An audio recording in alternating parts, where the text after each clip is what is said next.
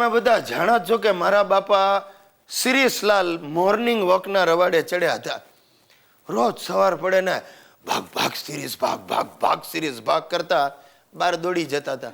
હવે એમને ચાલવા કરતા ચાવવામાં વધારે રસ હતો.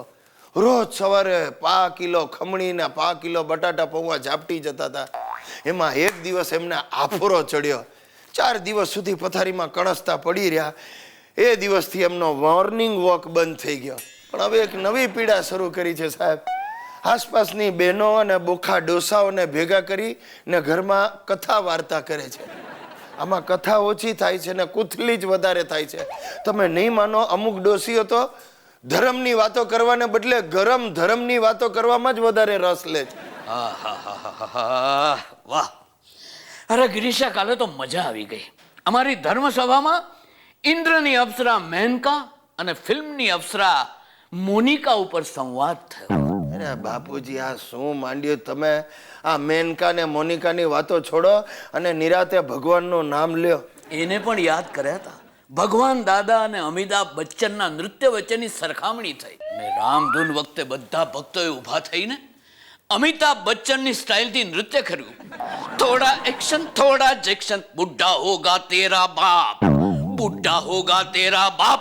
હે હે બુઢ્ઢાઈ હે, મારે તમને એ જ યાદ અપાવવું છે બાપા. હવે તમે બુઢ્ઢા થઈ ગયા છો. આ બધું બંધ કરો. જે તમારે એક્શનો કરવી હોય ને આપણા ઘરની 4 દિવાલો વચ્ચે કરો.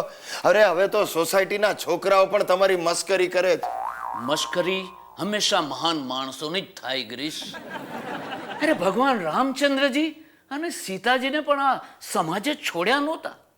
જ્યારે હું તો છું એક પામર જીવ. ઓ પામર જીવ, તમે રામચંદ્રજીની ક્યાં માંડો છો? તમે માત્ર પામર જીવ છો એટલું યાદ રાખો. અને મને જીવવા દો ને, તમે શાંતિથી જીવો. નાલાયક, તું મને જીવતા શીખડાવીશ? તું નાનો હતો ને ત્યારે તને ચડ્ડી પહેરતા નહોતી આવડતી, અમે શીખવાડી હતી. અરે તો શું કરવું પડશે? ચડ્ડી કાઢી નાખો? ના ના, અમે શીખવાડીએ. જ્યારે હોય ત્યારે ચડ્ડી કર્યા કરો છો. ના, મને એમ કહો ને, તમે ના શીખવાડ્યો તો શું થાત? ના ના, હું નાગો બાવો બની ને જુનાગઢમાં સેટલ થઈ જાત.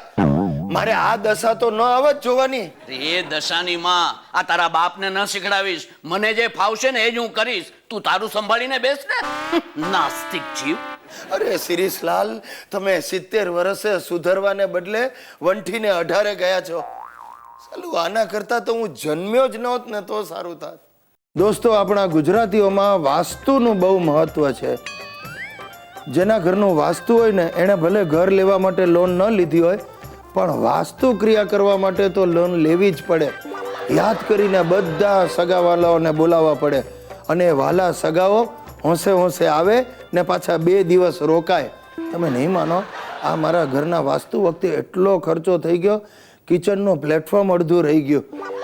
આ થઈ એક વાસ્તુની વાત.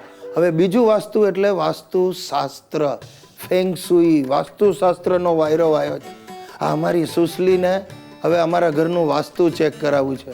ગઈકાલે જ એક નબળો વાસ્તુશાસ્ત્રી હાથમાં હોકા યંત્ર લઈને ઘરમાં ફરતો હતો. ગિરીશ ગેટ અપ, ઊભા થઈ જાઓ. અરે પણ પ્રોગ્રામ ચાલુ છે. તો બંધ કરી દો. હા, અરે આ જગ્યા અપશુકન્યાળ છે. હા, એ તો છે જ. તું પરણીને આવી ને ત્યારે સીધી આ જ સોફામાં બેઠી હતી. વાસ્તુશાસ્ત્રી વસાણી કાકાએ કહ્યું છે કે અહીંયા આગળ વોશિંગ મશીન મૂકવાનું. અહીંયા દીવાનખાનામાં વોશિંગ મશીન? હા, કારણ કે આ ઓરડો વાયવ્ય દિશામાં છે. પણ તો આપણે ક્યાં બેસવાનું? રસોડામાં.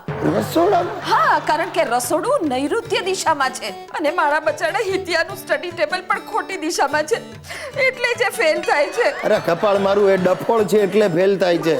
હિતિયાનું સ્ટડી ટેબલ બાલ્કનીમાંથી હટાવીને બેડરૂમમાં વચ્ચોવચ્ચ મૂકવાનું. તો આપણે ક્યાં સુવાનું? બાલ્કનીમાં. હા, અને એ પણ ઊંધા. જ્યાં મારા પગ હોય ને ત્યાં તમારું માથું હોવું જોઈએ, એવું વસાણી કાકાએ કહ્યું છે. એ તારા વસાણીના બાપાની ટાંગ. આપણે આટલા વર્ષથી આ ઘરમાં રહીએ છીએ, શું તકલીફ પડી? ઘણી તકલીફ પડી છે. પૈસાની હંમેશા ખેંચ રહે છે. એ તો તું ઉડાવ છે ને એટલે. હા, અને બધાની તબિયત પણ નરમ ગરમ જ રહે છે. એ તો તારા ઘરગથ્થુ ઉપચારોને લીધે. ના, આપણું મેઇન ડોર છે ને એ ખોટી દિશામાં છે. એની જગ્યાએ બારી હોવી જોઈએ. મેઇન ડોરની જગ્યાએ બારી? હા. અરે પણ તો માણસ ઘરમાં આવે ક્યાંથી? બાથરૂમની બારીમાંથી, કારણ કે પૂર્વ દિશામાં છે. અરે ચૂપ થઈ જા. આ દિશાઓ બદલવામાં તું મારી દશા બગાડી નાખીશ. ખબરદાર છે, વસાણીના ઘરમાં ગાલ્યો છે તો.